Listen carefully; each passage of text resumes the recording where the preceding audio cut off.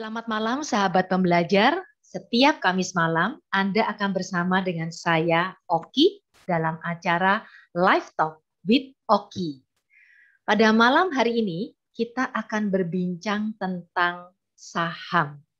Ya, bagaimana dengan investasi saham saat ini? Di flyernya tertulis investasi saham susah? Tentu tidak. Wah, ini benar-benar memberikan tanda tanya ya untuk beberapa teman saya. Masa sih investasi saham nggak susah gitu ya? Nah, kita akan berbincang dengan seorang praktisi saham dan seorang sahabat saya yaitu Ibu Visela Jin. Selamat malam Ibu Visela. Belum di unmute, Bu? Oke. Selamat malam Bu Oki. Apa kabar? Baik, luar biasa. Ya. Nah, sesuai dengan judulnya, ya dikatakan bahwa investasi saham itu susah. Tentu tidak katanya. Ini benar-benar hanya dari Ibu Visela atau dari praktisi yang lainnya nih. Kita ingin tahu sebetulnya lebih lanjut. Tapi di sini Bu Visela mungkin kita bisa berbincang santai dulu ya. Ya. Saya ingin tanya, di sini ada gelar nih, soalnya saya jarang nih ya membaca ini. CSA dan CTA. Ini sebetulnya apa sih, Bu Visela? Itu sertifikasi sih. Jadi di pasar modal itu kan kita memang perlu sertifikasi ya kalau untuk bergerak ya sebagai pengajar, sebagai narasumber. Nah, kalau CSA itu singkatan dari Certified Securities Analyst. Kemudian yang CTA? Kalau CTA Certified Technical Analyst. Certified Technical Analyst. Ya, jadi kalau CSA itu lebih ke fundamental, kalau yang CTA itu lebih ke technical. Oke. Nah, Bu Visela ngobrol-ngobrol tentang saham ya. Sudah berapa lama Ibu berkecimpung di bidang saham? Pertama kali saya kenal saham itu waktu saya jadi investor relation di Indo Semen Tunggal Prakarsa. Jadi waktu itu ya sebagai investor relation kan kita harus memberikan info tentang perusahaan kepada kepada analis, kepada investor gitu. Nah, dari situlah saya mulai mengenal apa yang namanya saham gitu. Sebelumnya belum. Nah, ya karena saya juga harus memantau pergerakan saham dari kompetitor. Jadi kita mesti tahu mereka seperti apa juga pergerakan sahamnya, yang Indosemen sendiri bagaimana. Nah, dari situlah saya mulai dari cuma saham semen, terus mulai kayaknya menarik nih ngelihat ke saham-saham yang lain. Gitu. Jadi dari situ baru kemudian akhirnya mencintai saham juga ya? Ya, betul. Nah, kebetulan saya sendiri juga main ya, ikut berinvestasi lah kecil-kecilan, nyoba-nyoba karena begitu pandemi, suasana itu kan banyakan di rumah ya, dan kemudian kita juga mau lihat apa ya yang kira-kira bisa kita kerjakan. Dan beberapa teman saya pun saya tahu juga mulai senang belajar tentang saham dan mulai icip-icip. Di bulan Oktober, November, Desember kalau nggak salah ya, 3 bulan itu katanya benar-benar suasananya sangat euforia ya, dan apa aja yang dibeli katanya untung gitu. Ya, betul. Dan kemudian setelah itu barulah segala sesuatunya berubah ya. Januari, Februari dan sampai sekarang ini benar-benar keadaannya malah cukup sulit. Bahkan kalau saya dengar di YouTube itu, bahkan untuk orang-orang yang sudah berkecimpung di saham lama pun ini tidak semudah yang dibayangkan. Tapi hari ini Ibu Visela mengatakan tentu tidak nih, investasi saham susah nggak? Tentu tidak. Nah, silakan Ibu, mungkin bisa dijelaskan sedikit. Oke, jadi gini ya, kalau memang kita mau trading cepat ya memang itu tidak gampang, karena itu kan perlu ilmu, kita harus mantengin layar tiap hari gitu. Tapi kalau misalnya kita untuk berinvestasi jangka panjang ya namanya saham itu pasti ada naik ada turun. Tapi kalau kita lihat ekonomi Indonesia kan tumbuh terus kan. Berarti kalau ekonomi tumbuh, perusahaan-perusahaan juga keuntungannya bisa tumbuh gitu loh. Nah, dengan demikian kalau perusahaan tumbuh kan berarti valuasi nilainya juga tumbuh. Berarti kalau di jangka panjang, selama perusahaannya bagus, kita tahu itu perusahaan misalnya seperti Astra lah ya, kita tahu kan Astra kan atau BCA yang perusahaannya kita tahu sudah berdiri puluhan tahun, sudah mengalami berbagai macam krisis sampai sekarang mereka masih ada dan makin besar gitu. Dan Jadi makin ya besar ya. betul. Jadi ya kalau kemarin kan kita kena COVID ya sampai sekarang pun mungkin ya keuntungan perusahaan-perusahaan itu mengalami penyusutan sehingga ya kemarin itu kan sempat rally tinggi gitu loh. Jadi Ya. valuasinya itu sudah mendahului harga sahamnya sudah mendahului valuasinya kenaikannya sehingga setelah orang mulai sadar, oh ya ini kayaknya udah kemahalan gitu. Jadi ya mulai perlahan-lahan Mulai turun. menyesuaikan gitu. Nanti dilihat lagi ke depannya kalau mulai ada pertumbuhan lagi, saya yakin ke depan tuh pasti akan naik lagi gitu. Cuma memang kalau kita mau trading harian ya nggak mudah memang. Tapi kalau kita untuk investasi jangka panjang, selama kita milih sahamnya dari perusahaan yang benar, yang terus tumbuh, yang sudah lama, saya yakin akan menghasilkan keuntungan. Jadi yang Bu Visela akan bahas pada hari ini, apakah khusus hanya di investasi jangka panjang? Ya, kalau saya lebih ke investasi ya paling nggak 1 tahun ke depan lah ya. Jadi saya bahasnya itu mungkin selama 1 tahun ke depan paling nggak. Iya, berarti ke arah investasi jangka panjang ya. Karena kan kebanyakan orang juga nggak mantengin layar ngeliatin pergerakan saham tiap hari kan. Biasanya kan punya pekerjaan yang lain. Saya juga punya pekerjaan yang lain gitu. Nah, buat saya lebih cocok untuk investasi yang jangka panjang daripada yang trading cepat begitu. Karena saya nggak bisa ngeliatin terus gitu. Kalau ngeliatin tuh ya kadang kita beli besoknya turun. Kan kita jual, kita cut loss, besoknya naik lagi kayak gitu. Jadi agak pusing gitulah. Jadi Agak kalau ngeliatin terus, jadi nah, kalau kemudian, saya sih memang lebih yang ke jangka panjang. Kalau dari segi penilaian ya, jadi Ibu Visela ketika membeli suatu saham, apakah semata-mata dari fundamental aja atau juga dari penilaian lain? Karena kata-kata bandarmologi itu juga cukup banyak ya disebutkan orang saya ya. nggak belajar bandarmologi sih. Ya, kalau saya lebih lihat ke valuasi dan mungkin kan pilihan sahamnya berdasarkan valuasi ya. Kalau ngerti teknikal mungkin masuk dan keluarnya itu saya dibantu dengan teknikal juga. Tapi kalau teman-teman yang nggak belajar sampai mendalam, nanti saya akan sharing hari ini tentang gimana sih caranya supaya lebih mudah. Lebih mudah ya. Jadi Bu Visela ada sesuatu yang akan di-sharingkan ya? Ya, betul. Malam hari ini ya? Iya. Oke, bisa dipersilakan. Silakan Bu. Oke, saya share ya. Sudah bisa kah? Sebentar ya, sudah. Oke. Oke, sudah bisa terlihat? Ya, sudah. Oke ya. Oke. Jadi ini profil saya. Tadi saya cerita saya pernah jadi investor relation di Indosemen Tunggal Prakasa. Terus saya juga pernah bekerja sebagai manajer investasi di salah satu reksadana. Pernah juga jadi corporate secretary. Terus beberapa kali diundang sebagai narasumber di Des Channel dan Metro TV. Dan saya juga menulis buku. Nah, apa yang saya sharing hari ini adalah berasal dari buku yang saya tulis bersama teman saya. Nah, sekarang saya sebagai finance manager di salah satu perusahaan, tapi bukan TBK. Jadi benar-benar real sector ya. Nah, ini tadi seperti yang sudah ditanyakan oleh Bu Oki, ini adalah beberapa sertifikasi dan lisensi yang saya punya. Oke, saya langsung masuk aja ya. Jadi ada mitos dan fakta. Mitos itu selama ini kita sering dengar, jangan main saham, saham itu judi. Investasi saham butuh modal besar. Resiko investasi saham tuh tinggi. Terus sulit dan rumit investasi saham. Kenyataannya seperti apa sih? Kenyataannya tuh kalau judi, itu zero sum game. Jadi kayak ini kita lihat nih anak es krim yang satu nangis. Berarti kalau diambil, yang satu itu nggak dapat apa-apa gitu. Jadi ada yang untung, ada yang kalah. Jadi zero sum gitu plus 1 min 1 sama dengan 0. Jadi kalau ada yang kehilangan, ada yang mendapatkan. Nah, tapi kalau saham perusahaan itu bukannya judi. Kenapa? Ada pertumbuhan nilai seperti tadi yang sudah kita bahas, Bu Oki. Keuntungan perusahaan kan makin bertambah.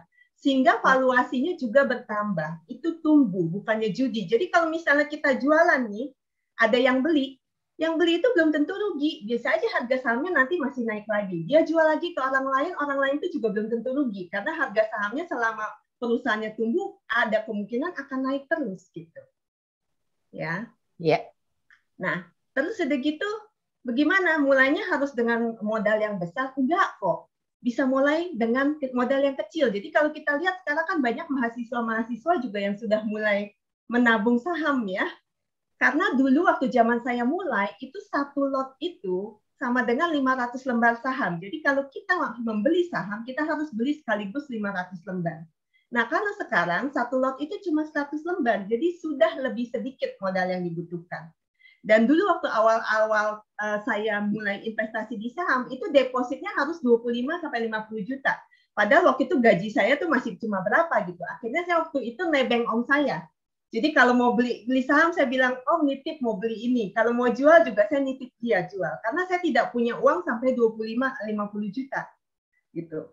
Tapi sekarang kita cukup dengan 100.000 saja sudah bisa buka rekening gitu. Jadi sangat memudahkan dan memberi kesempatan kepada orang yang mungkin nggak punya modal besar untuk mulai dari kecil. Nah, aman. Jadi kata Warren Buffett, risk comes from not knowing what you are doing. Jadi selama kita tahu apa yang kita investasikan, kita sudah belajar caranya, itu resikonya kita sudah tahu, resikonya terukur. Ya, dan juga sekarang kita punya yang namanya rekening dana investor. Jadi begitu kita setor saham, itu kita akan masuk ke rekening dana investor atas nama kita sendiri. Sahamnya masuk di subrekening FKC. Ya, nah dulu waktu awal saya mulai itu nggak ada yang namanya rekening dana investor. Jadi kalau kita store uang itu masuknya ke sekuritas. Sehingga saya pernah mengalami kejadian tidak menyenangkan, begitu saya jual sahamnya, besoknya sekuritasnya tutup. Hilanglah uang saya. Gitu. Tapi saham yang tidak saya jual waktu itu ada di subrekening KSE, sehingga saham yang tidak jual itu aman. Tapi saham yang saya jual waktu itu hilang uangnya melayang. Malah hilang uangnya ya. Iya, karena waktu itu belum ada yang namanya rekening dana investor. Nah, kalau sekarang misalnya kita jualan saham, karena nanti akan masuk ke rekening dana investor atas nama kita sendiri, kalaupun sekuritasnya tutup, dana kita aman. Saham kita pun aman. Gitu. Jadi, berdasarkan pengalaman waktu itu, pengawas ya, jadi dulu namanya Bapepam, sekarang OJK, mereka memberikan peraturan-peraturan yang lebih melindungi investor sehingga tidak mengalami kejadian-kejadian yang tidak menyenangkan seperti yang saya alami. Oke, ini adalah buku yang saya tulis bersama rekan saya Arya Santoso. Jadi cara mudah mendapatkan keuntungan dari investasi saham. Bagaimana caranya? Oke, di buku itu saya menuliskan caranya itu Crocs ya. Jadi waktu itu saya terinspirasi dari sandal Crocs. Waktu itu kan kita dengar banyak cerita ada orang yang naik lift terus udah gitu keselip sandal Crocs-nya, terus udah gitu jatuh gitu kan. Nah, sama berinvestasi di saham juga gitu. Kalau kita tidak hati-hati, kita tidak tahu caranya, kita bisa slip, jatuh, kehilangan modal kita. Tapi kalau kita tahu caranya, itu resikonya bisa diminimalisasi. Nah, Crocs itu singkatan dari apa sih? Pertama itu company, jadi company perusahaannya. Jadi kita harus tahu perusahaannya itu seperti apa, jangan membeli kucing dalam karung. Ya. Nah, di Indonesia, di Bursa Efek Indonesia ini saya siapin bahannya itu waktu kemarin ya. Jadi per tanggal 25 ini total kapitalisasi marketnya itu adalah 6.908 triliun. Kelihatannya gede ya, tapi kalau dibandingkan dengan saham di Amerika, saham Apple aja itu bisa valuasinya lebih besar dari satu Indonesia punya Bursa Efek Indonesia gitu. Wow. Jadi kita ini masih kecil sekali dibandingkan dengan Amerika. Makanya waktu kemarin itu sempat mengalami pertumbuhan investor, itu memang tahun kemarin itu pertumbuhan investornya sangat signifikan ya. Sebelumnya itu pelan sekali. Nah, memang jadi ini pandemi ini sedikit banyak membantu bursa sehingga menambah jumlah investor dengan cepat. Yang sebelumnya tuh sulit banget gitu. Sulit sekali ya. Ya.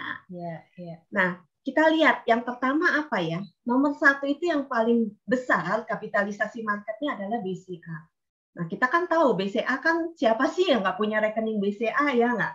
Jadi kadang-kadang kalau kita transfer ke teman itu kita sudah rekening kamu apa? Kita udah nggak usah tanya, kita udah tahu pasti dia punya rekening BCA. Gitu. Nah, tapi kalau di kampung-kampung orang punya rekening BRI.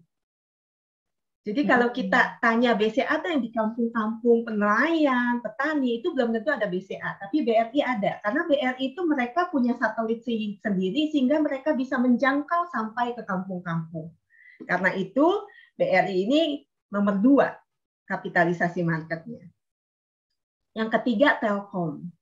Telkom ini kita juga tahu dari zaman dulu sebelum ada, sekarang kan memang banyak nih, sudah ada Friends, sudah ada Tri, sudah ada Excel. Kalau dulu tuh cuma Telkom gitu. Jadi pemerintah karena ada dulu cuma ada Telkom, pemerintah bangun jaringan itu sampai ke kampung-kampung. Jadi kalau kita kemana-mana itu yang pasti ada itu Telkom. Kalau yang lain tuh belum tentu jaringannya sampai ke sana. Jadi kayak waktu itu saya pernah liburan ke Padang, saya pakai Tri sama Indosat. Giliran sampai ke kampung tuh saya nggak dapat sinyal gitu. Kata orang sana, iya Bu, di sini cuma Telkom yang bisa.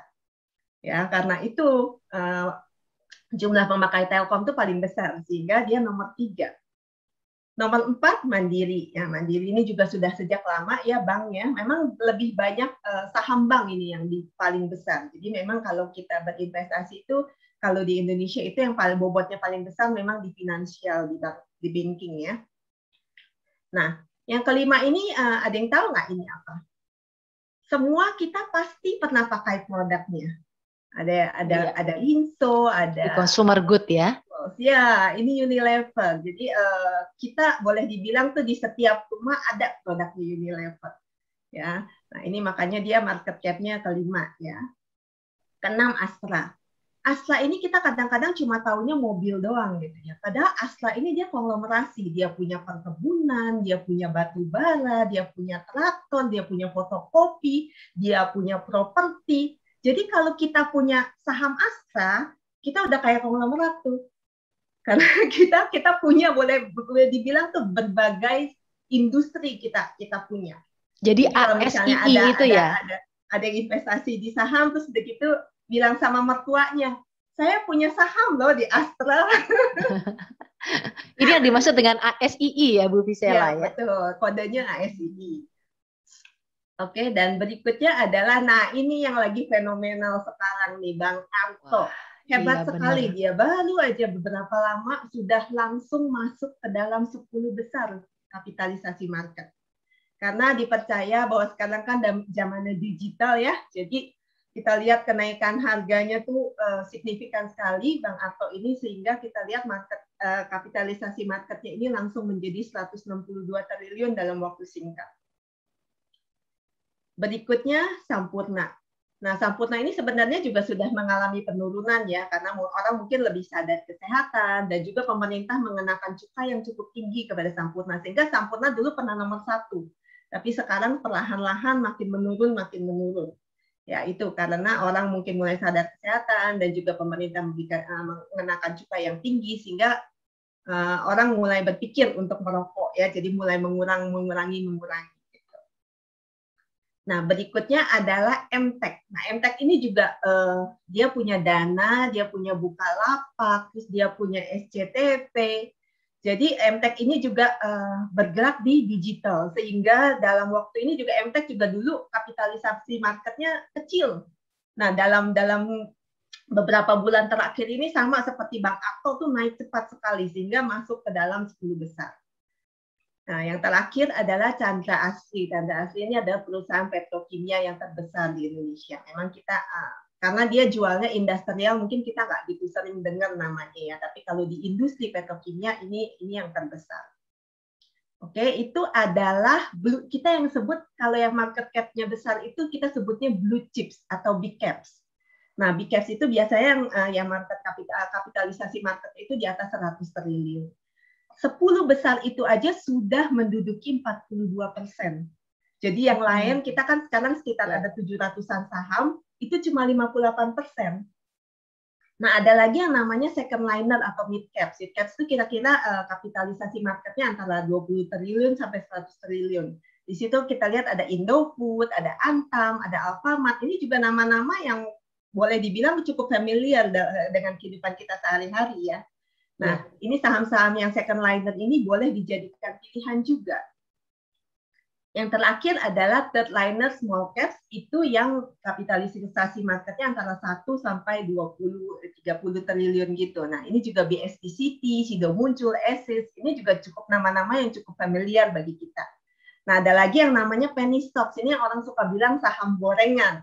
Nah, kalau yang saham-saham kecil ini agak hati-hati lah, karena ya mereka bukannya nggak bisa besar ya, tapi kita harus benar-benar milihnya jangan sampai salah gitu. Nah, kalau yang saham-saham ini sekali growth itu juga bisa naik harganya juga tinggi sekali gitu. Tapi ya jangan sampai jatuh ke dalam yang tadi saham gorengan yang diangkat sebentar terus udah gitu jatuh gitu. Nah, Bu Visela boleh tanya sedikit ya. Tadi yang penny stock, apakah pasti kalau ada di saham-saham yang selain tadi disebutkan di atas itu pasti gorengan? Atau belum ada tentu. juga ada juga yang value. Makanya kita ada juga yang value ya. Ada juga yang value. Cuma biasanya kalau yang kecil itu karena kan biasanya yang bikin saham investasi saham itu kan banyak asing, terus institusi-institusi. Nah, mereka kan kalau masuk jumlahnya besar. Jadi mereka kalau masuk ke yang saham-saham kecil ini agak sulit karena begitu mereka masuk pasti harganya akan keangkat gitu loh. Makanya biasanya yang institusi-institusi besar atau asing jarang masuk ke sini. Nah, biasanya cuma retail yang masuk. Nah, kalau retail yang masuk itu walaupun perusahaannya bagus, kadang-kadang susah naik harganya karena kan nggak ada yang beli dalam jumlah besar. Kecuali nanti dia mulai menunjukkan performance-nya. Nah, itu nanti perlahan-lahan bisa naik. Kalau sudah mulai dilirik, sudah mulai di-cover oleh analis. Nah, itulah ini yang kalau dari buku saya ini kita memanfaatkan apa yang namanya riset analis. Jadi di setiap sekuritas mereka punya namanya analis. Kalau sekuritas yang cukup besar ya, kalau yang kecil-kecil mungkin enggak. Nah, analis lah itulah yang akan memberikan kita, mereka kan analis itu kan sudah punya gelar, sudah punya pengalaman. Nah, mereka lah yang akan memberikan panduan kepada kita. Kita tinggal ngikutin mereka aja. Nah, ini adalah contoh dari riset analis yang tadi saya bilang tadi MTech itu yang mulai masuk. Nah, kan di sini kan dia bilang MTech itu sudah menginvestasikan di Bukalapak, Dana, Video, Klik Dokter. Nah, di sini kita bisa ngelihat jadi perusahaan-perusahaan apa aja gitu loh. Biasanya yang di cover oleh analis nih kalau kita lihat kan kebanyakan tuh dalam bahasa Inggris ya, karena biasanya ini report-report ini akan dibaca juga oleh investor-investor asing. Jadi biasanya saya akan mencari saham-saham yang sudah di-cover oleh analis. Kalau belum ada analis yang cover, nah itu biasanya sahamnya susah untuk naik harganya. Kalau sudah di-cover ini biasanya lebih mudah. Gitu. Ya, di sini ada yang namanya not rated. Kalau not rated itu jadi analis itu nggak memberikan rekomendasi, dia cuma memberikan keterangan mengenai perusahaan. Ya. Ini ada lagi Putra Raja Wali Kencana. Nah, ini juga perusahaan ini baru IPO belum lama gitu. Tapi boleh dibilang harganya juga cuma 100-an. Nah, ini kan boleh dibilang kayak penny stock ya. Cuma sudah mulai dilirik oleh analis. Jadi analis sudah mulai melihat-lihat nih. Cuma dia belum kasih rekomendasi. Jadi tapi sudah mulai diperhatikan. Ada kemungkinan ke depannya akan diberikan rekomendasi kalau memang nanti dia punya performance makin bagus gitu. Nah, yang kedua tadi kan satu company, yang kedua itu recommendation. Ya, jadi analis itu akan memberikan rekomendasi. Rekomendasinya itu apa? Ada yang rekomendasinya buy. Kalau buy ya udah artinya kita boleh beli. Ya. Ada lagi yang bilang hold. Kalau misalnya kita sudah punya barangnya, ya udah kita hold aja gitu. Maksudnya lihat-lihat dulu lah, jangan nambah. Kalau mau nambah jangan nambah dulu, atau kalau mau jual jangan jual dulu. Kalau belum punya barangnya juga hold, jangan masuk dulu gitu, lihat-lihat dulu. Nanti gimana ke depannya? Ya. Terus ada lagi yang tadi Chandra Asli yang tadi nomor 10 ya. Di sini sell, disuruh jual. Ya, jadi kalau kita pas punya sahamnya, kita lihat ada rekomendasi sell ini, ya udah kita jual dulu. Gitu. Nah, boleh bertanya nih Bu Visela, biasanya hal-hal seperti ini ya yang disebut dengan cover analis ini, dia menyediakannya harian, mingguan, atau bagaimana? Nah, gini, jadi kalau di sekuritas itu ada yang namanya riset harian, ada riset mingguan, tapi juga ada riset untuk perusahaan-perusahaan. Kalau yang harian itu biasanya ada berita apa di koran tuh mereka summary. Ya. Mingguan juga seperti itu, mereka summary selama minggu itu ada kejadian apa aja. Gitu. Nah, kalau untuk perusahaan-perusahaan ini biasanya 3 bulan sekali, Bu, karena laporan keuangan kan harus dilaporkan ke Bursa Efek Indonesia itu 3 bulan sekali, ya kuartalan ya. Jadi begitu laporan keuangan keluar, kalau memang perusahaannya cukup bagus untuk di-cover oleh analis, mereka akan keluarkan report baru. Gitu. Makanya kita harus pantau. Jadi kalau kita punya itu kita harus pantau setiap 3 bulan sekali begitu laporan keluar kita lihat ini ada perubahan nggak, yang tadinya buy jadi sell nggak, atau yang tadinya sell jadi buy nggak gitu.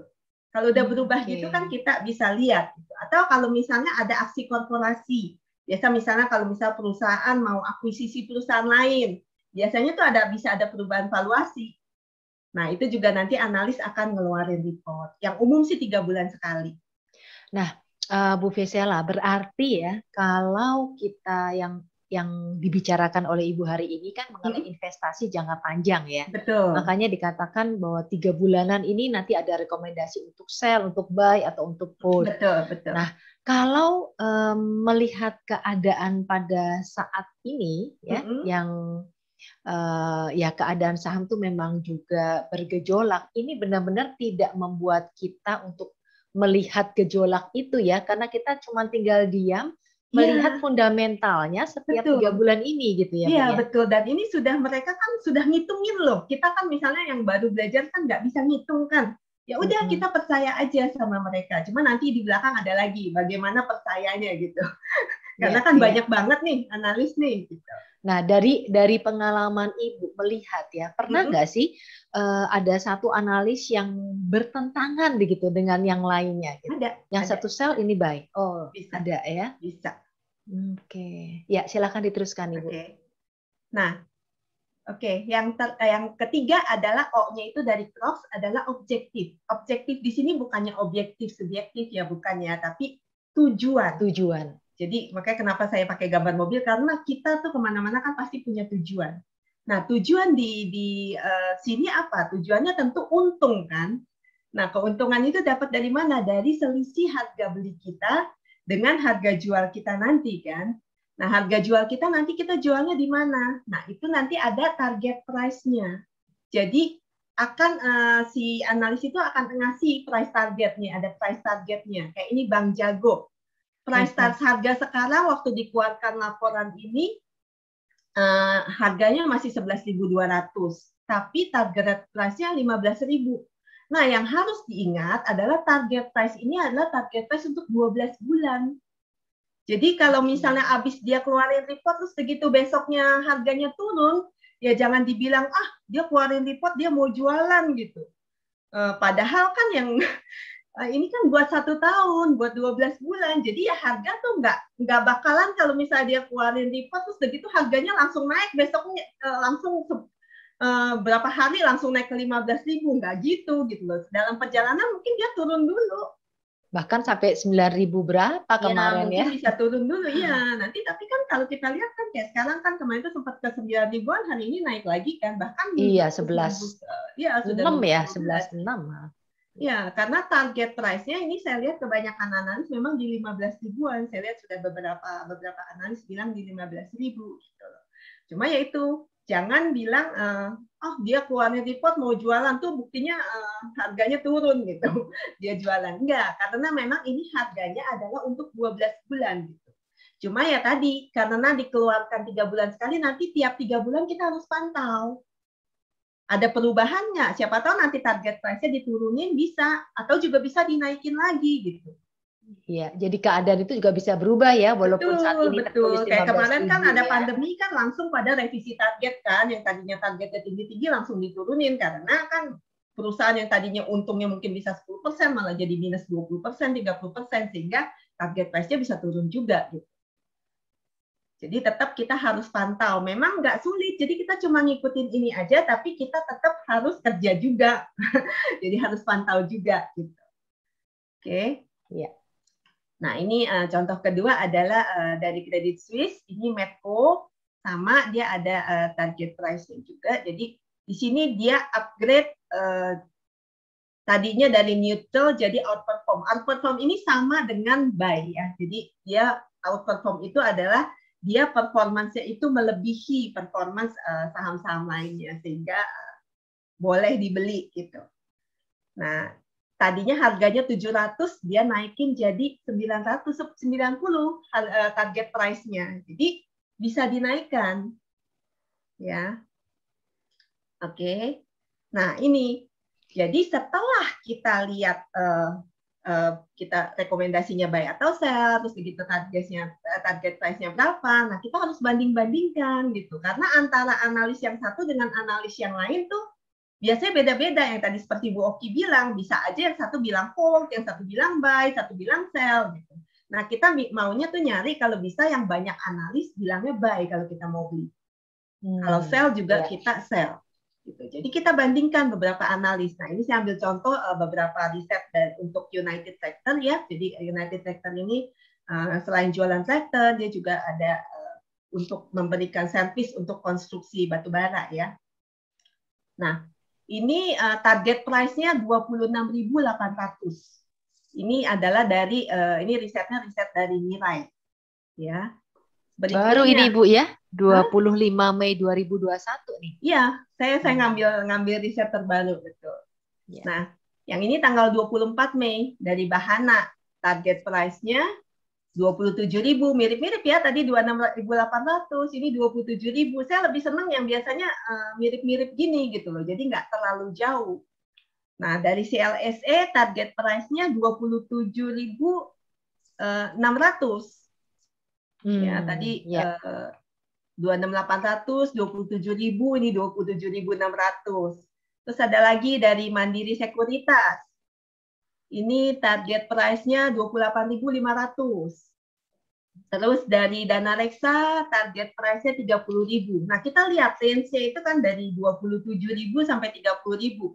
Nah, kita mau jual di mana ya? Bisa aja misalnya 27.000 jual dulu sebagian. Nanti 28.000 jual lagi sebagian. Atau kalau misalnya udah merasa puas dengan 27.000 mau jual semua juga nggak apa-apa gitu.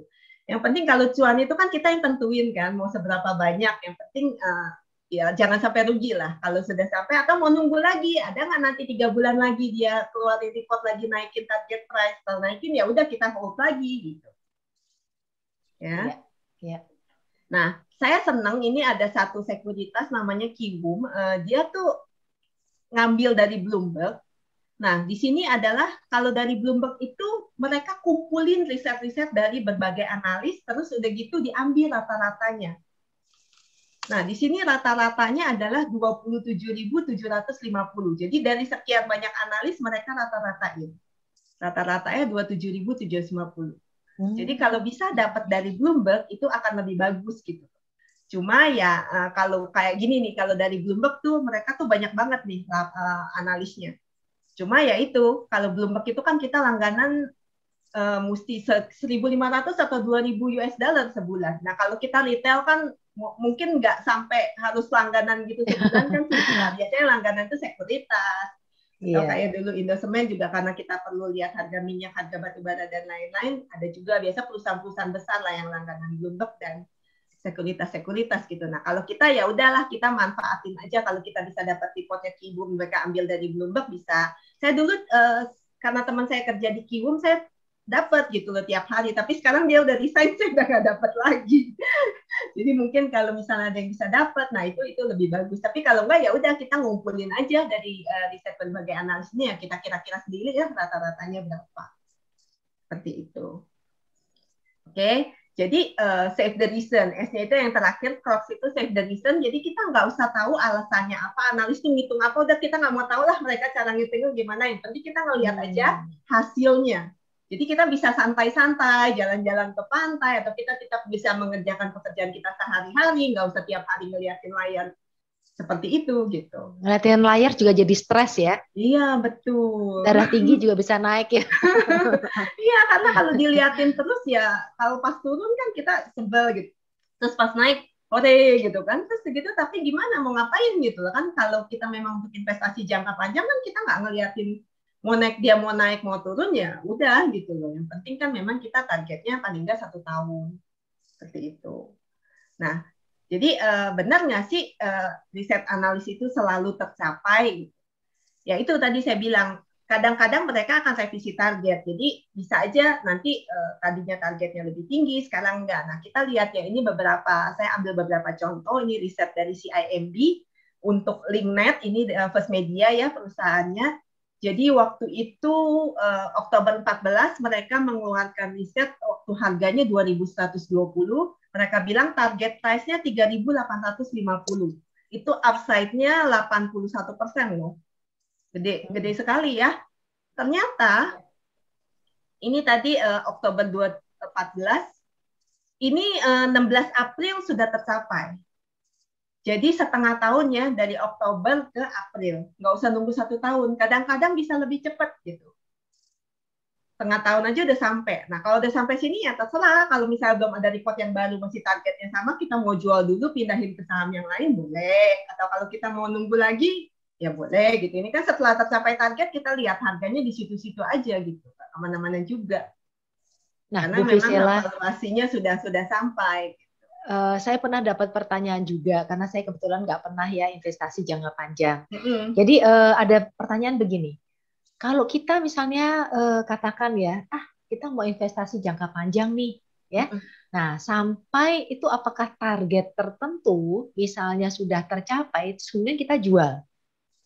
Iya, Atau iya. kita mengharapkan dividen? Kalau kita jual, kemudian kita beli sahamnya apa atau bagaimana, ataukah masih saham yang sama kita tunggu harganya turun lagi, atau bagaimana sih sebetulnya dengan kata investasi jangka panjang untuk sebuah saham?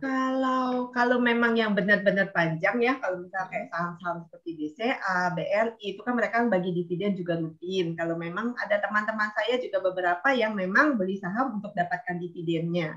Jadi kalau misalnya kita beli saham sekarang nih, misalnya kayak dulu ada temen yang papanya suka beli saham Unilever. Unilever kan juga suka ngasih dividen tuh. Nah, sekarang setelah papanya pensiun, dari dividennya Unilever itu bisa untuk mereka jalan-jalan setahun sekali gitu loh. Jadi dan juga ada teman saya yang beli saham mengharapkan dividen, dari dividennya itu bisa untuk cicil rumah. Jadi tergantung sih kita mau. Jadi ada orang yang maunya capital gain aja, jadi keuntungan dari harga sahamnya. Tapi ada yang memang untuk pensiun supaya nanti tetap ada penghasilan dari dividen. Boleh. Kalau yang seperti itu ya berarti kita tetap pegang terus sahamnya, nggak kita jual-jual. Nah, kalau yang secara umum ya, yang tadi Ibu Vesela katakan di 10 saham yang terbaik yang tadi di awal. Bukan terbaik sih, itu market cap-nya yang terbesar. Jadi market cap-nya terbesar ya. Kira-kira itu kita dapetin dividen, kita ngarepnya tuh berapa persen sih? Secara rata-rata antara berapa sampai berapa? Kalau saya sih biasanya ngarepnya paling nggak di atas deposito lah.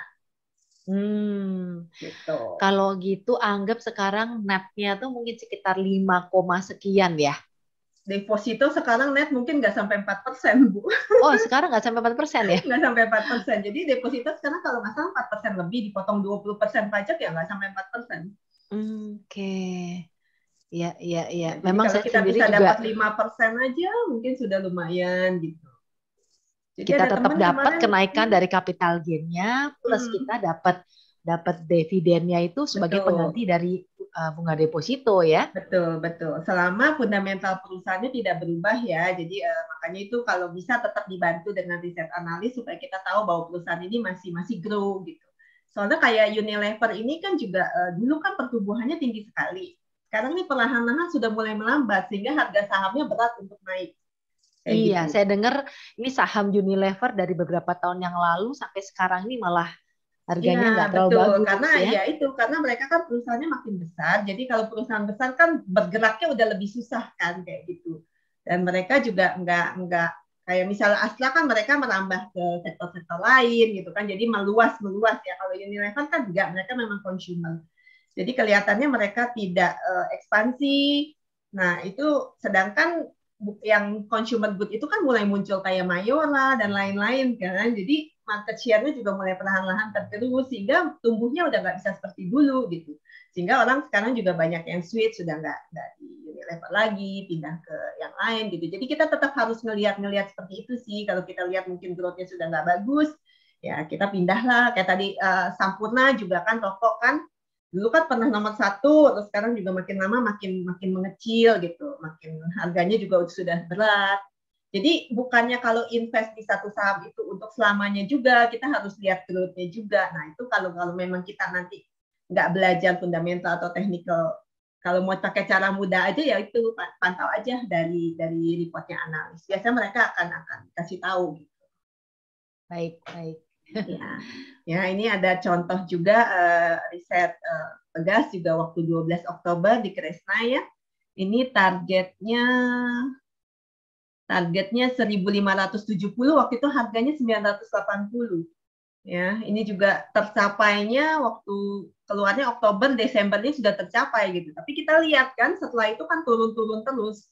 Makanya saya bilang tadi bukan untuk di hold selamanya. Jadi kalau memang ada perubahan performance menurun gitu kan, kita yang nggak pegang, kita mungkin switch ke saham yang lain yang nanti analisnya bilang suruh buy, targetnya masih jauh lumayan. Oke, ini dari Indosemen 11 September risetnya waktu itu harga masih 10.850, targetnya 14.200. Nah ini tercapainya juga dalam waktu 2 bulan juga sudah tercapai, tapi setelah itu juga kan harganya nggak mana-mana terus malah bahkan tapi pernah sempat ya INTP itu sampai 15.000 ya Bu Visela ya. INTP pernah 30.000 Bu. Ya yang barusan ini? Yang barusan ini 14.000 tertinggi. 14.000 ya tertinggi ya.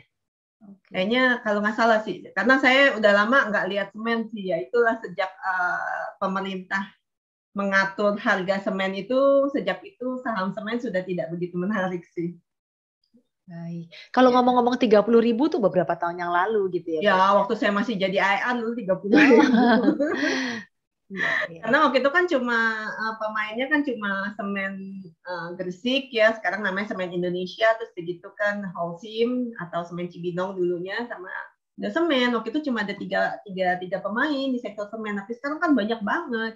Ada yang dari China, ada yang dari Thailand gitu. Jadi persaingannya, kompetisinya cukup ketat ya. Ketat. Jadi keuntungannya tidak bisa seperti dulu lagi, sehingga saham semen tuh tidak bisa jaya seperti dulu lagi gitu. Tapi masih ada potensi sih. Jadi kan masih ada pembangunan infrastruktur ke depannya, nanti dilihatlah kalau memang menarik mungkin nanti saya lirik lagi. Kalau sekarang belum sih. Oke. Kalbe juga ini kan waktu itu targetnya 1.420 di harga 1.230. Ini juga tercapainya lumayan cepat. Sekarang sudah tercapai. Ya, sekarang sudah tercapai. Setelah itu ya masih naik sih kalau Kalbe ya, karena kan obat-obatan mungkin orang masih pakai ya. Nah, kayak target harga sell juga tercapai juga. Ini kan target price-nya 1.430, waktu itu 1.700 27 Agustus. Ini tercapai juga tuh waktu 23 September ya. Jadi baik buy maupun sell itu bisa tercapai targetnya. Ya. Nah, semua contoh riset dalam presentasi ini cuma saya sajikan informasi ya, nggak diartikan sebagai tawaran untuk menjual atau membeli. Jadi ini cuma sebagai ya sharing aja supaya tahu caranya bagaimana. Jadi kalau nanti ada kerugian, saya tidak bertanggung jawab. Selalu disclaimer on ya. Selalu disclaimer on. Ya, terima kasih Bu Visela. Ya, sama-sama. Terima kasih sekali paparannya ya. Iya. Nah, teman-teman, setelah mendengarkan paparan ya dari Ibu Visela yang cukup lengkap dan juga memberikan suatu wawasan baru bahwa apa yang dikatakan tentang investasi saham mudah, ya, memang diartikan sebagai sesuatu yang jangka panjang ya, karena kita juga bisa ngambil dari beberapa analis dan kemudian kita bisa memutuskan sendiri mana yang bisa kita ambil dan mana yang kita tidak tertarik dan sebagainya. Silahkan dari teman-teman semuanya. Dan ini sebelum lupa nih teman-teman ya, Di sini ada sosial media dari Ya, Ibu silahkan Visela, kalau yang mau. ya.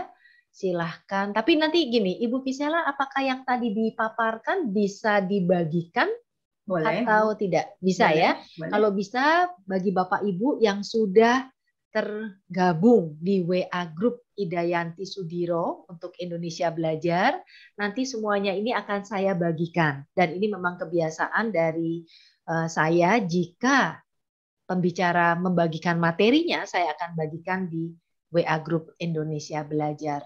Dan silahkan nanti Bapak Ibu bisa terhubung juga dengan Ibu Visela Chin. Jika ada pertanyaan-pertanyaan juga bisa dijawab ya Ibu Visela ya. Jadi ini Kak, mungkin nanti ada yang tanya nih, itu risetnya saya bisa dapat di mana ya? Kan banyak tuh riset tuh. Nah, biasanya saya bagikan di grup Telegram saya, ini I Am The Star. Jadi di situ kalau yang merasa susah untuk dapat riset analis, saya sering sharing di situ. Jadi bisa. Oke, jadi kita juga bisa masuk ya ke grup itu ya di Telegram ini ya. Tidak di ini kok, bisa langsung join aja. Oke, nanti segalanya bisa kita infokan nih Bapak Ibu ya di IB di Indonesia Belajar. Baik, Bapak Ibu, kita buka pertanyaan. Ya, siapa yang mau bertanya dengan Ibu Visela? Mungkin bisa stop sharing ya, Bu ya. Oh iya. Kita masuk ke main room. Oke. Boleh dengan angkat tangan atau boleh juga dengan tulis di chat ya. Saya sangat senang kalau Bapak Ibu bisa langsung bertanya ya. Ini dari Vivo 1910 nih, dengan Ibu siapa? Ernesta. Ibu Ernesta. Ibu Ernesta. Ya, silahkan Ibu. Selamat malam Bu Ida. Yang saya mau tanya ini, kebetulan saya ini orang awam Bu tentang investasi. Saya pernah ikut, tapi ya ternyata saya ibaratnya ya kena. Jadi yang saya mau tanyakan ini, bagaimana kita mengetahui investasi ini ternyata investasi yang di bandar monolog dengan investasi yang betul-betul yang bagus. Jadi bandarmologi itu sebenarnya gini ya, bukan kalau misalnya kayak saham itu kan biasa ada pembeli dalam jumlah yang besar ya, biasanya itu dari institusi atau asing, dana pensiun, terus misalnya kayak asuransi, mereka kan beli kan. Nah itu mereka sebenarnya bisa dalam arti tertentu bisa dikatakan sebagai bandar juga, karena mereka kan membeli dalam jumlah yang besar gitu. Tapi mereka nggak bermaksud untuk membandari ya. Karena mereka beli dalam jumlah besar, bisa aja harganya jadi terangkat gitu. Tapi ada juga saham-saham misalnya yang kecil jumlahnya, maksudnya mungkin dengan berapa ratus juta aja harga bisa diangkat naik gitu lah. Nah yang kayak gitu itu yang kita lebih hati-hati. Makanya saya bilang kita kalau bisa sih, kalau saya biasanya saham-saham yang sudah di-cover oleh analis. Nah kalau yang sudah di-cover oleh analis ini kan biasanya itu sudah institusi masuk. Jadi nggak gampang untuk dipermainkan oleh bandar-bandar yang itulah yang quote unquote bandar yang gorengan. Seperti itu, Bu. Oke, makasih Bu. Sama-sama.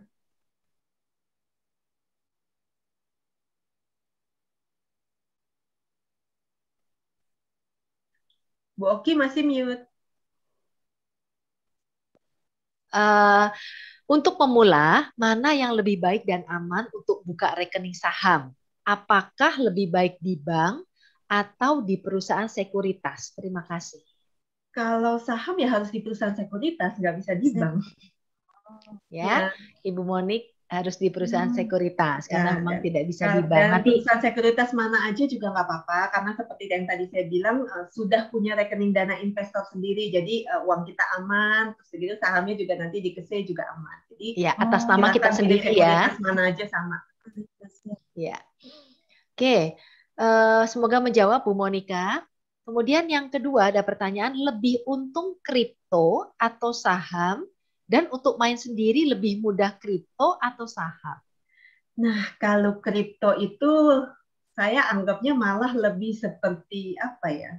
Judi. Seperti kasino yang lebih Setuju. Karena di kripto itu kan pergerakannya gila-gilaan sekali. Sehari itu mungkin bisa naik 80%, turun 80%. Kalau jantungnya kuat sih ya nggak apa-apa sih. Kalau saya sih nggak deh. Karena ya dengan pergerakan yang terlalu volatile seperti itu, dan ya saya sih masih nggak ngelihat ada fundamental di kripto ya. Kalau misalnya saham kan kita tahu ada perusahaannya. Kalau kripto itu kan kita juga sering dengar ya, mungkin kalau yang kripto yang besar saya nggak tahu, tapi kayak kecil-kecil yang baru-baru itu kan kemarin ini juga baru ada berita bahwa uangnya dilarikan gitu kan. Jadi ya gitulah, nggak mungkin kalau memang mental yang bisa mengikuti yang volatilitas, memang bisa cuannya bisa 100%, 200%, tapi ya ruginya juga bisa segitu. Bisa segitu juga ya. Betul. Bisa sampai hilang nggak sih Bu kalau kripto itu? Ya bisa, yang tadi saya bilang kalau misalnya kayak kripto yang baru-baru itu kan yang orang bilang apa ya, kripto. Pokoknya mereka baru bukan yang sudah besar itu, yang baru kecil itu. Biasanya orang kayak benar-benar kayak judi di sana. Kalau naik bisa naik tinggi tapi bisa hilang juga. Bisa hilang juga. Yang paling gampang ini Bu, nggak ada underline-nya dia. Iya, betul Pak. Kalau saham Ya. kan kita tahu ada perusahaannya gitu kan, walaupun bisa aja perusahaan juga bodong. Ada beberapa juga pernah yang baru listing itu berapa lama terus begitu hilang perusahaannya. Makanya saya lebih senang yang itu tadi, yang sudah di-cover oleh analis sehingga sudah ada institusi yang dukung gitu. Tapi kalau yang kayak masih kecil-kecil gitu, saya biasanya lihat-lihat dulu sih, nggak terlalu berani. Pak Ardi, rupanya pemain saham juga Pak Ardi? Saya memang udah agak lama. Saya sekarang hidup dari dividen. Oh, mantap. Nah, ini contoh nih Pak Ardi, teman-teman ya, hidup dari dividen. Waktu tahun 2008 itu saya banyak dapat keuntungan di situ sebenarnya. Itu waktu lagi pada takut-takut semua saya masuk. Saya beli BCA 2000, beli 700. Wah, itu dividen yield-nya udah hampir 100% ya Pak ya? Lebih, ada yang punya 100 kayak itu. Mantap Pak, mantap. Nah, tuh dengar teman-teman pengalamannya Pak Ardi. Saya sekarang dari itu, jadi tiap tahun itu saya dapat sekitar 400 juta lah dari dividen. Ya, makanya benar ya Pak ya, harus yang investasi jangka panjang ya Pak. Kalau yang harian kita ngeliatin itu bisa mabuk. Iya benar, karena mengganggu kerja nih ya, pengalaman juga sih. Jadi kita ngeliatin ini, waduh turun, kita nggak mau jadi ngeliat terus, mengganggu kerja utama kita ya. Kalau kita memang tidak utamanya di sana. Nah, apalagi di kripto itu kan marketnya 24 jam, 7 hari, nggak ada liburnya. Ngeliatin bisa stres kan ngeliatin terus. Mau kita kayak kita dikendalikan oleh mereka gitu loh. Iya, dan itu nggak ada underline-nya, bahaya, nggak ada pegangan kita, apa itu nggak ada gitu. Di belakang itu nggak ada apa-apanya, itu kosong semua kan di belakangnya. Itu yang nggak bisa main sebetulnya. Ya. Baik, kita ada pertanyaan berikutnya ya. Selamat malam Bu Oki, saya mau tanya saham agro ke depannya bagaimana? Ya, kemudian saya ada beli waktu itu di harga 1415, masih saya hold. Ya, kemudian saham BRIS juga prospeknya bagaimana? Menurut Ibu Visela ini benar-benar ya pendapat Ibu Visela lah. Oke, kalau untuk jangka panjang, saya ngelihat untuk kedua saham ini sih prospeknya masih bagus. Seperti BRIS itu kan sekarang bank syariah terbesar, kan? Bahkan kemarin itu ada berita masuk rekomendasi Forbes ya. Jadi sebagai bank yang saya lupa terbaik atau apa gitu syariah. Jadi ya kalau untuk jangka panjang nggak usah takut. Memang sekarang ini ya memang kemarin itu kan sempat naiknya juga banyak banget kan. Kayak agro itu naiknya saya megang tuh dari 200-an hampir 300 waktu itu. Terus segitu kan sempat ke 1.600 kan, udah naik 5 kali lipat, ya terang aja orang yang pegang pasti pada jualan lah gitu. Nah justru kalau misal kita lihat sekarang turun-turun ini, harusnya sih kesempatan yang bagus untuk kita mulai cicil-cicil beli gitu. Kecil ya, jangan sekali masuk ya. Karena kita nggak tahu dia masih turunnya sampai kemana gitu loh. Kemungkinan masih bisa turun lagi mungkin. Tapi bisa juga naik lagi juga mungkin. Jadi kalau saya sih biasanya saya pakai sistem, mungkin kalau teman-teman yang baru belajar, dollar cost averaging. Jadi misalnya kita sisihkan dari pendapatan kita berapa persen, misalnya 1 juta atau 2 juta sebulan, misalnya mungkin ada yang lebih banyak lah. Nah, dari situ kita lihat kita mau invest di saham yang mana, tiap bulan ya kita beli. Nah, kalau itu kan kita dapat harga rata-ratanya jadi bagus. Misalnya kalau dia harganya lebih tinggi, kita bisa dapatnya lebih sedikit. Tapi kalau dia harga lebih rendah, kita bisa dapatnya lebih banyak. Sehingga kita bisa dapat harga rata-rata yang lebih bagus gitu. Jadi jangan sekali all in. Itu dicicil-cicil bisa aja. All in kalau kecuali saham itu udah turun udah jauh banget. Kayak betul, Pak. Ya. 2008 tuh kayak kemarin tuh kan 2020 sempat jatuh banyak tuh. Nah, itu juga kalau yang punya uang untuk pas belanja itu oke banget tuh kalau masuk. Iya.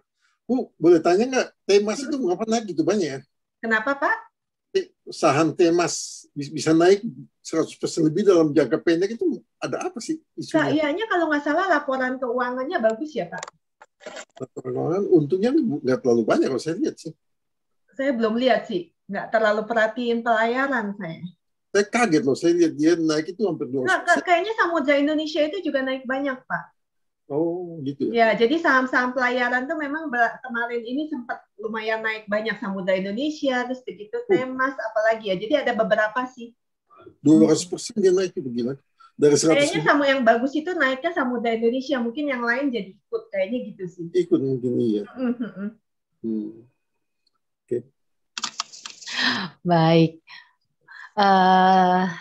Di sini pertanyaan yang di chat sudah habis ya. Apakah di antara Bapak Ibu masih ada yang mau bertanya lagi? Ini kesempatan nih Bapak Ibu untuk bisa tanya ya, untuk siapa tahu Bapak Ibu juga baru mau mulai ya main saham. Bagi saya sendiri nih Bu Visela, ini benar-benar pandangan baru karena selama ini saya seringnya lebih ke arah terus, jadi bukan untuk jangka panjang. Ya, jadi saya main harian walaupun saya tidak bisa terus-menerus ngeliatin komputer, tapi saya lihat dan memang benar itu naik turunnya benar-benar luar biasa ya. Dan saya berpikir untuk menyisihkan nih sebagian nanti untuk jangka panjang. Ya, saya mau kayak Pak Ardi juga. Sharing dari Pak Ardi ini sangat bagus sekali nih. Jadi buat teman-teman yang baru mulai bisa terinspirasi. Terima kasih loh Pak Ardi sharingnya. Saya itu modal saya sampai sekarang itu saya udah naik kira-kira ada 1.200%. Wow. Masuk dari 2008.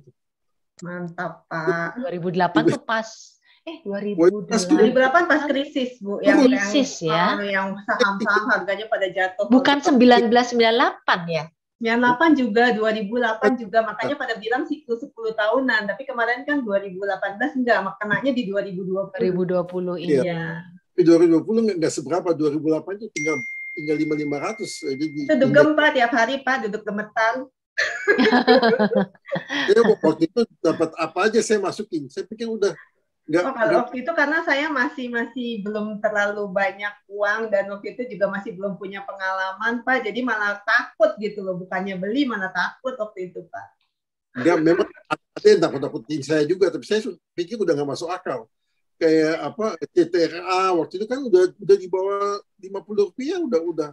Ya, karena waktu itu sebenarnya ekonomi Indonesia tuh nggak terdampak, Pak. Cuma karena waktu itu kita banyak investor asing, sehingga investor asing jualan untuk kembali uangnya menyelamatkan yang di harta mereka yang di negaranya sendiri gitu loh.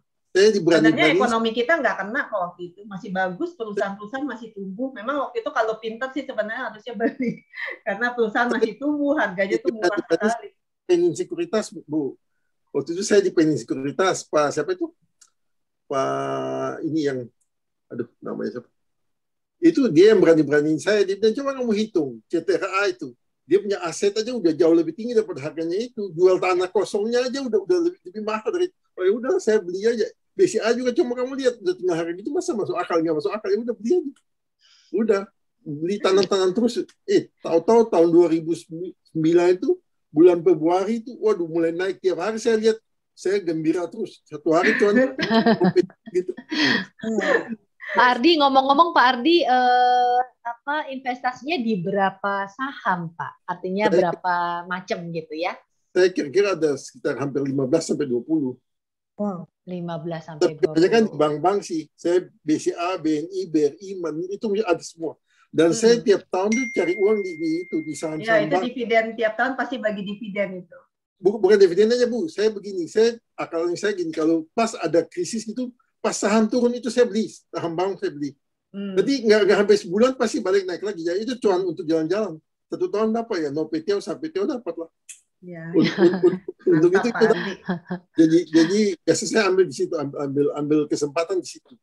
Jadi pas kayak barusan itu kan, BCA turun tinggal 24.000 itu, aduh enak benar itu.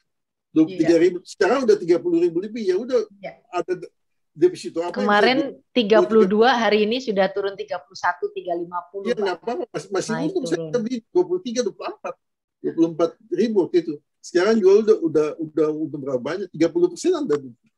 Ya. Jadi yang jangan gitu-gitu, kalau ada krisis biasa bank-bank kan turun cepat, soalnya asing keluar, dia jual itu turun. Nah, udah kita beli aja, tutup mata beli aja, udah di bertahap terus, ya udah. Nanti sebulan 2 bulan udah balik lagi naik. Ya baik. udah. Baik Pak Ardi, terima kasih nih, semangat ya Pak Ardi, mudah-mudahan teman-teman yang lain juga terinspirasi ya. Nah, di sini ada teman saya nih, Ibu Susan Gunawan. Siapa tahu Ibu Susan mau nanya sesuatu, Bu, walaupun tidak buka kamera. Siapa tahu Bu Susan ada pertanyaan, mumpung ada kesempatan.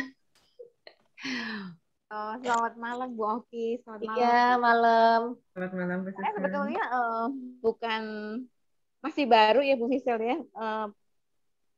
Bermain saham itu masih baru. Saya ada satu pertanyaan ini Bu Sisil ya. Seandainya saya beli saham dalam keadaan harga tinggi ya, misalnya seperti Unilever atau ASI, kan waktu itu saya beli masih harganya tinggi kan, sekarang kan masih trennya turun kan. Itu betul nggak Bu, kalau misalnya saya melakukan untuk menurunkan average, saya melakukan buyback, jadi short sell, kemudian saya buyback lagi, short sell, saya buyback lagi. Apakah ya, itu cara yang betul?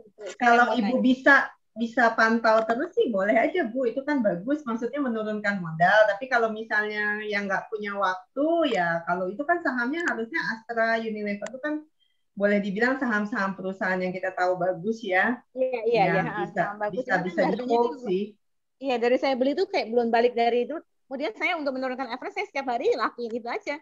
Short sell, saya buyback lagi. Jadi jumlah sahamnya masih sama lotnya, cuman ya harganya bisa turun-turun. Apakah itu cara yang betul ya Bu ya? Boleh ya? Boleh aja, boleh. Kalau memang Ibu tahu caranya, kan kalau ada kan yang nggak bisa pantau ya Bu. Tapi kalau Ibu selama ini melakukan dan berhasil ya berarti sudah betul Bu. Oh iya ya, ya saya lakuin itu sih. Karena saya ngeliat saya lakuin berapa saham kayak gitu. Ya udahlah saya lakuin itu aja. Sebenarnya Ibu kan bisa dengan uang yang sama bisa dapat lot yang lebih banyak. Iya. Iya, betul. Sehingga bertambah Ibu punya lot. Iya, betul. Bu, saya mau tanya satu lagi, kalau Zebra itu gimana, Bu? Kenapa? Saham Zebra itu gimana? Saham Zebra saya nggak terlalu ngeliatin sih. Kemarin itu kan sempat naik karena dibeli sama kakak atau adiknya Pak Haritanu ya. Adik Pak Hari ya, betul. Kayaknya karena sentimen itu sih diharapkan bahwa dengan masuknya siapa sih namanya saya lupa, itu bisa memperbaiki kinerja perusahaan sehingga naik terus sahamnya. Kayaknya gitu sih. Tapi saya nggak ikutan sih Zebra. Oh iya, emang sahamnya agak serem sih Bu, naik turun kayak roller coaster Bu.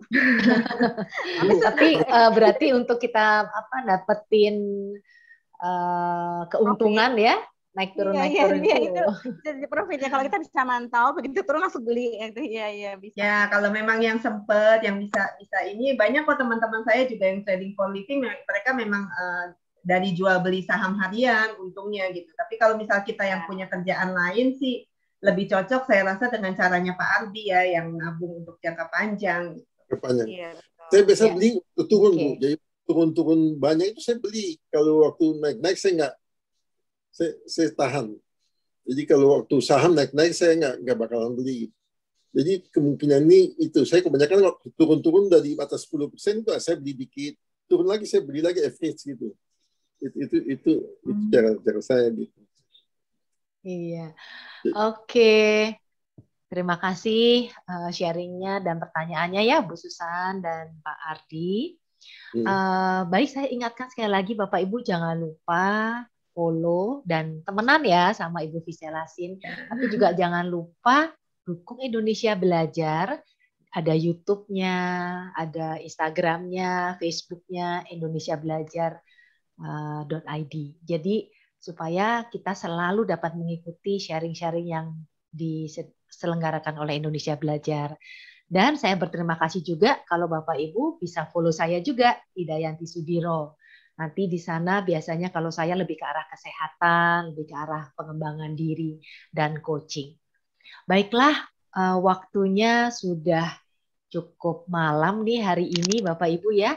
Kita akan berfoto bersama. Mas Dio bisa bantu saya ya untuk foto bersama. Silahkan jika Bapak Ibu ada di depan kamera, bisa dibuka kameranya supaya kita bisa lebih meriah lagi. Dan saya undang Bapak Ibu untuk hadir minggu depan, kita akan berbicara tentang kesehatan. Ya, jadi dengan Dr. Royce kita akan bicara tentang sakit mah. Ya, tentu Bapak Ibu sering dengar ya, sakit mah seberapa sih bahayanya sakit mah atau seberapa entengnya atau kita harus abaikan sakit mah itu. Kita akan diskusikan minggu depan dengan Dr. Royce Panganyoman, seorang dokter dari Siloam. Ya, oke. Mas Dio, sudah siap untuk foto Mas Dio? Ya, selamat malam Bu Oki. Ya. Baik, Bapak dan Ibu, saya fotokan ya. Fotonya dilakukan 2 kali. Foto pertama 1, 2, 3. Bentar. Sekali lagi Bapak Ibu. Foto yang kedua 1, 2, 3. Baik, terima kasih. Oke, terima kasih Pak Ardi. Bagi Bapak Ibu yang mau ikut IB WA Group, jangan lupa ada saya taruh nomor saya di situ ya, saya akan bantu Bapak Ibu untuk masuk ke WA Group saya. Terima kasih sekali lagi Ibu Fiselasin. Terima kasih untuk teman-teman semuanya yang hadir dan sudah bertanya dan sharing untuk memeriahkan acara ini. Selamat malam, sampai ketemu minggu depan.